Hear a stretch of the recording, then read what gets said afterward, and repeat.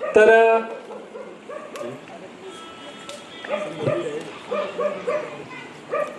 संभाजी खोजे यांची जोडी या जोडीचं स्वागत करतील।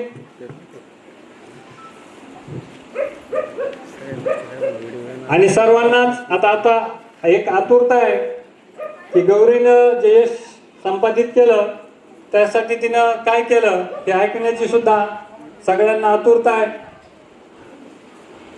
सोमनाथ वाळेकर, हॅलो, आपण गौरीकडून अशी अपेक्षा करूया की पुढल्या वेळेस पैकीची पैकी गुण मिळवून गावाचं नाव असं मोठं करतील असं अपेक्षा करू।